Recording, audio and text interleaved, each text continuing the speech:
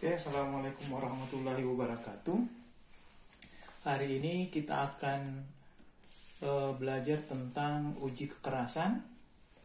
Jadi kalau minggu lalu itu kita bahas tentang uji tarik, sedangkan uji tarik, jadi kalau kemarin itu uji tarik ini kita bisa mendapatkan sifat-sifat mekanik antara lain tegangan lulu, tegangan tarik, modulus elastisitas, ductility, dan lain-lain. Nah, tapi dengan uji tarik ada sifat penting yang tidak bisa kita dapatkan, yaitu kekerasan. Sifat kekerasan atau sifat mekanik keras ini hanya bisa didapatkan dengan melakukan uji keras. Makanya uji kekerasan ini kita pisahkan. Jadi kekerasan kita cuma bisa dapatkan dengan uji keras, sedangkan sifat mekanik yang lain kita bisa didapatkan dengan uji tarik. Nah, makanya uji kekerasan ini sangat penting. Nah, apa itu kekerasan? Jadi kita akan masuk jadi uji kekerasan. Nah, sebelum kita masuk ke uji kekerasan, apa itu kekerasan? Kekerasan adalah ketahanan material terhadap deformasi plastis. Nah, apa itu deformasi plastis? Saya pernah jelaskan. Kalau deformasi elastis itu, kalau kita beri tekanan, dia akan kembali ke bentuk semula. Tapi kalau deformasi plastis, kalau misalnya kita kasih tekanan, maka dia tidak akan berubah atau tidak akan kembali ke posisi semula, atau dia menjadi berubah bentuknya. Jadi, apa itu kekerasan? Adalah ketahanan material terhadap deformasi plastis. Bagaimana menguji kekerasan? Uji kekerasan ini ada 3 macam. Ada cara goresan, ada metode goresan, ada metode dinamik, dan ada metode penekanan. Penekanan ini dibagi menjadi 3. Metode Brinell, metode Vickers, dan metode Rockwell. Nah, ini akan saya bahas satu-satu. Yang pertama adalah metode goresan. Jadi kalau metode goresan ini caranya, jadi ini ada 3 cara ya, dibagi 3. 1 metode goresan, terus ada kedua metode penekanan,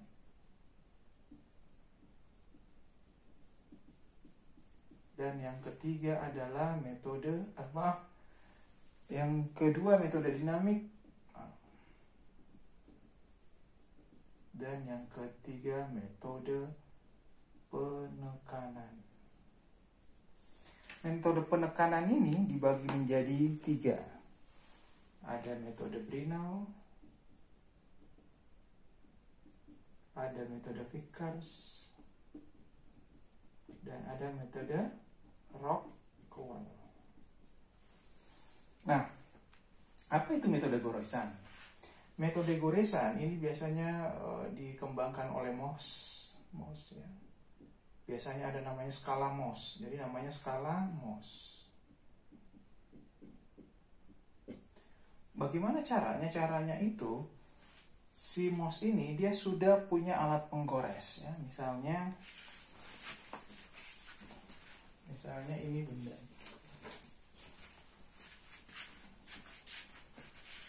Misalnya ini spesimennya yang mau kita ketahui. Jadi Mohs ini punya skala, ada yang 1 sampai 10. Ini sampai 10 ya. Ini namanya skala yang paling lunak. Yang paling lunak, talak ya, kayaknya saking lembutnya disebut talak. Sampai dia skala 10. Skala 10 itu intan ya.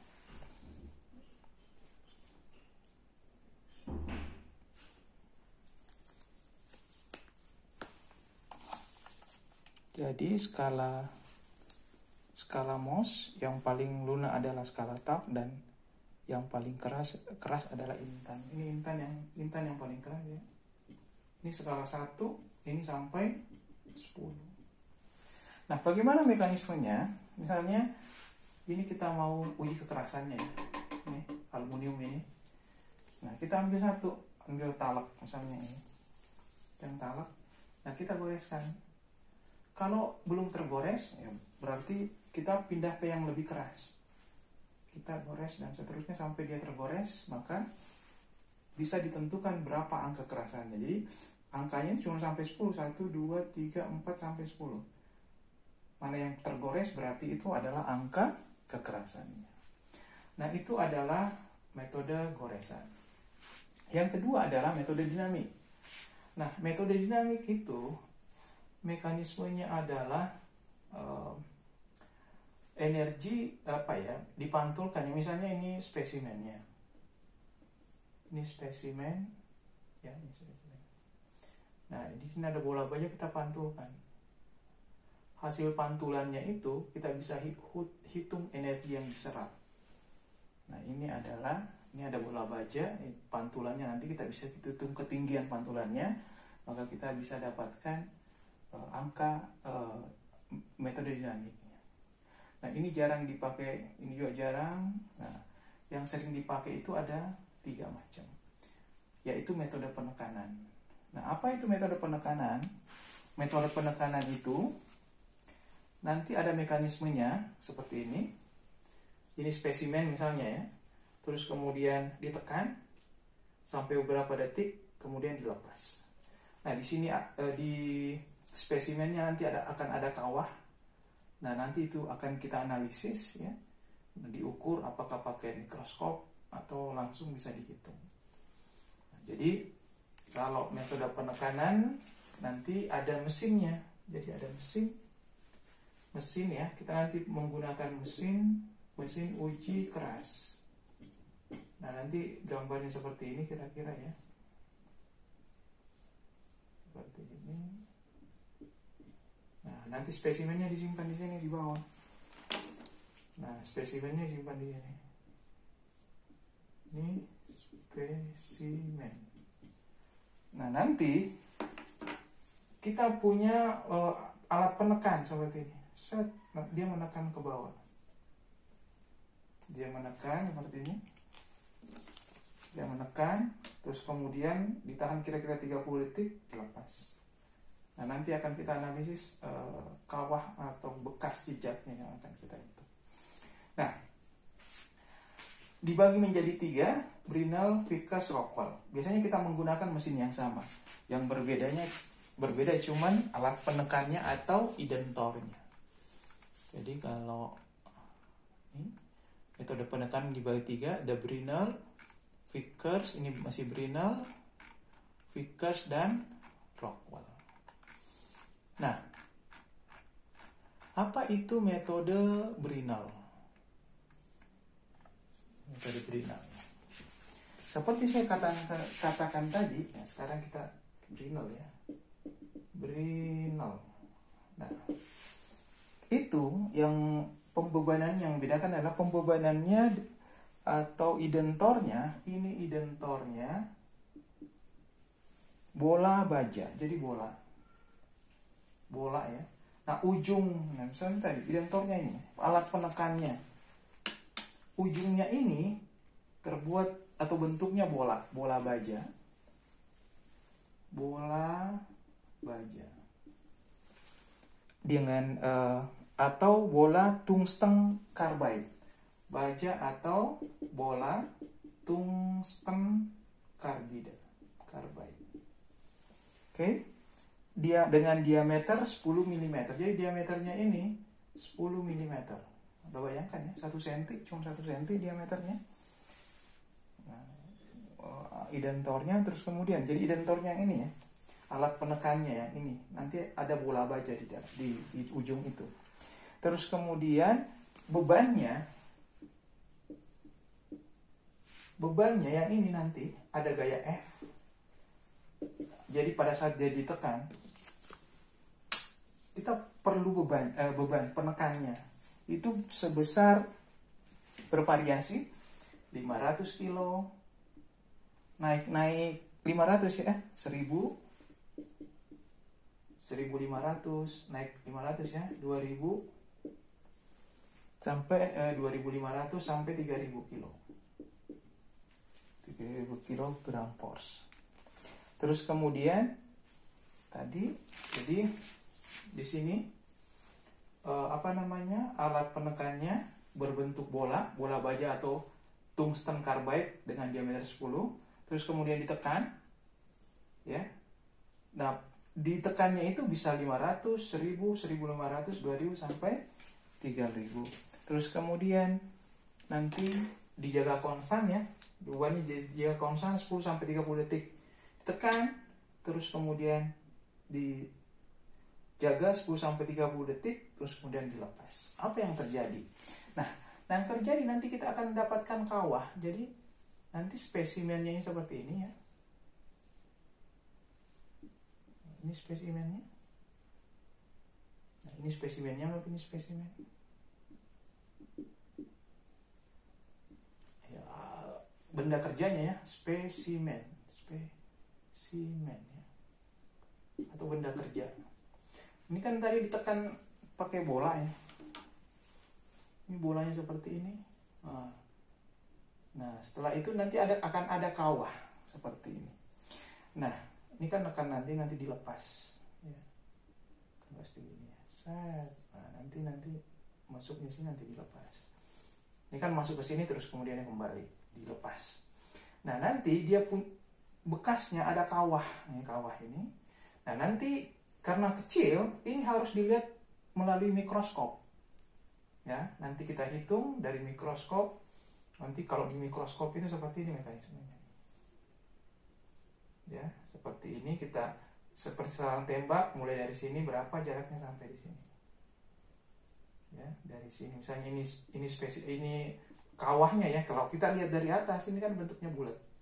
Nah, jarak dari sini ke sini atau ini ke sini nanti dihitung pakai mikroskop. Biasanya ini namanya D ya. Diameter jejak. Sedangkan diameter identornya bolanya kan 10 cm tadi, D besar 10 cm. Oke. Nah, bagaimana cara mendapatkan rumus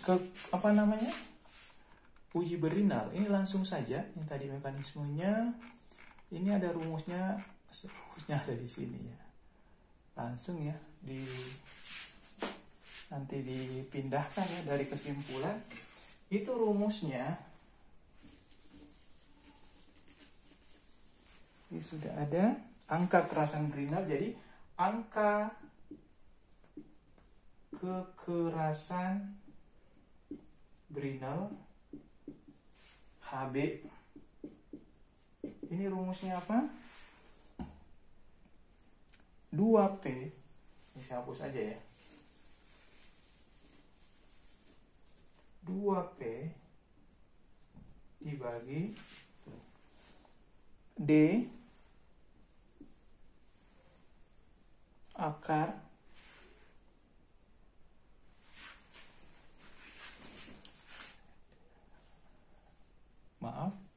PD, ada P-nya di sini. PD D kurang akar D kuadrat kurang D kuadrat. Rumusnya ya.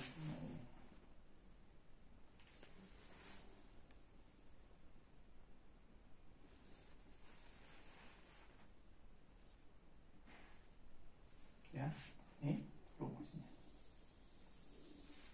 Apa itu D? D besar itu diameter bola. Tadi berapa? 10 mm. Terus kemudian D kecil itu apa? D kecil itu adalah diameter jejak. Yang kita dapatkan dari melihat ini. Melihat dari atau mengukur dari mikroskop karena sangat kecil, D kecilnya. Terus P itu apa? Beban. Ini BP beban. Beban yang dipilih. Bisa 500, 1000 dan seterusnya sampai 3000. Nah, tinggal masukkan rumusnya. Selesai. Itu tentang apa? Uji Brinell. Kemudian Vickers ya, Vickers. Itu tentang Brinell.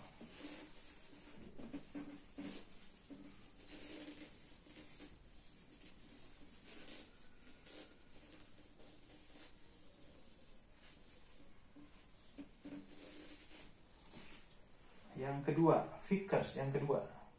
Bagaimana Vickers? Ini metode pembuatan kedua, Vickers itu hampir sama dengan Brinell. Ya. Pakai mesin yang sama. Tadi saya gambar lagi mesinnya, misalnya mesinnya seperti ini.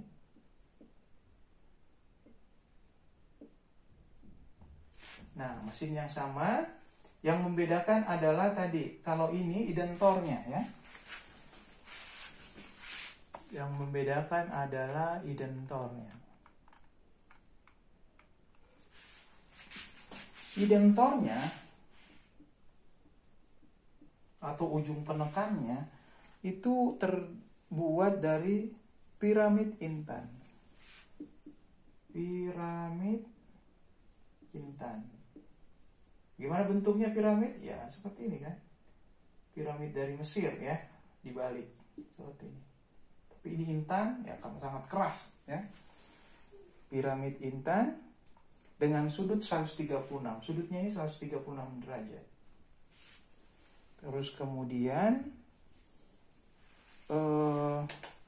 bebannya, beban P-nya ini berbeda juga. P-nya itu ini kecil karena ininya sangat apa ya, tajam dan keras. 1, 2,5, 5, 10 sampai 10, 30, 50, 100 sampai 120 kg.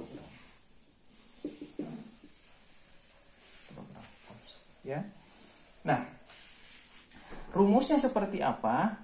Rumusnya langsung saja ya. Rumusnya itu jadi Vickers-Hardtner number. Vickers-Hardtner number rumusnya adalah langsung 1,854 dikali P dibagi D kuadrat. Ini rumusnya. Tadi hampir sama ya. Jadi mekanismenya seperti ini. Ini misalnya spesimennya.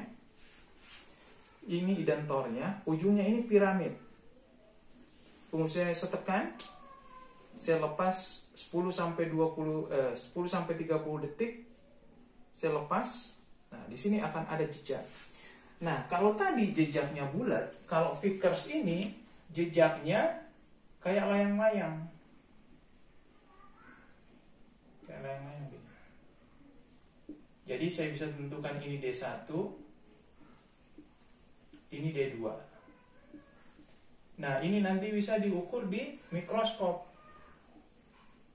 Nah, D itu apa? D itu adalah D1, D sama dengan D1 ditambah D2 dibagi 2. Jadi, nanti jejak ini diukur pakai mikroskop.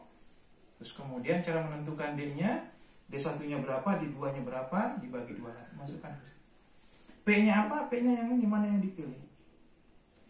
Jadi seperti itu. Jadi kalau kita ingin mengetahui atau menggunakan metode Vickers, jadi tinggal misalnya ini, ambil aja gergaji ya.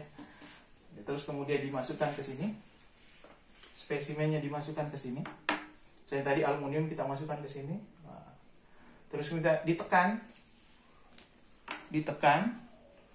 Ya. Misalnya kita gunakan P-nya 5 kg. Di sini nanti setelah ditekan dilepas. Di sini ada jejaknya, dan jejaknya itu harus diukur pakai mikroskop seperti ini. Nanti bisa didapatkan angkanya berapa.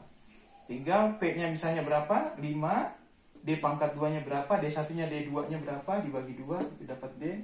Angka kekerasan Vickers-nya bisa didapatkan.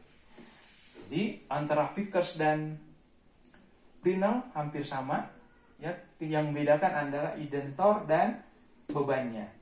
Nanti rumusnya juga berbeda, langsung dimasukkan ke dalam rumus.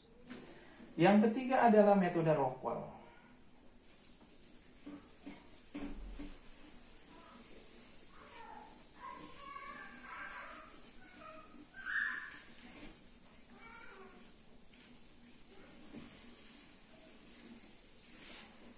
Metode Rockwell, ya.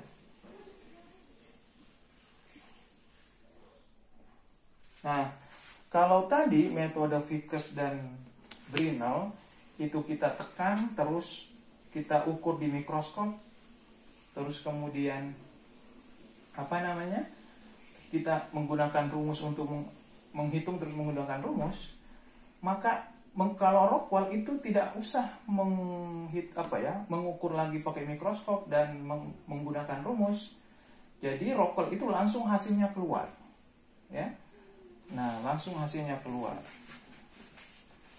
Jadi Rockwell ini yang paling mudah atau yang paling sederhana, karena tidak memerlukan keahlian untuk melihat mikroskop, keahlian untuk mengukur jejak, keahlian untuk menghitung. Jadi seperti kita mengukur berat badan, kita tinggal naik ke timbangan, langsung lihat hasilnya. Seperti itu mekanisme dari Rockwell. Jadi Rockwell ini yang paling sederhana. Rockwell ini kita bisa bagi menjadi, ya, bebannya. Jadi beban ini ada dua. Kalau tadi Vickers dan Brinell bebannya satu, ini ada dua pembebanan. Ada pembebanan minor, ada pembebanan mayor, ya. Ada bebannya ini ada dua. Ada pembebanan minor, terus ada pembebanan utama atau mayor. Nah, beban minor ini biasanya 10 kg pertama. Terus kemudian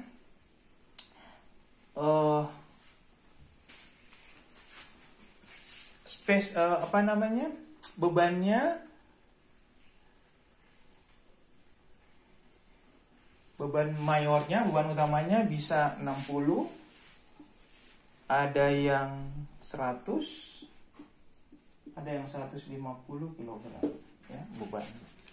Terus kemudian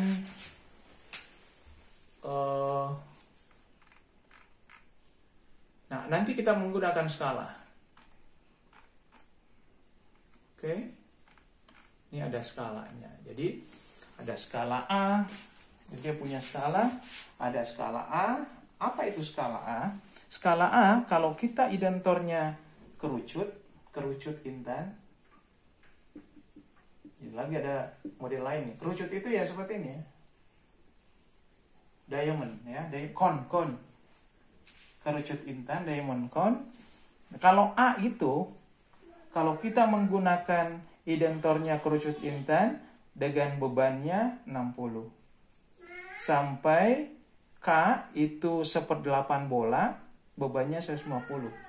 Jadi identornya itu bisa kerucut, bisa bola. Seperti bola, ya.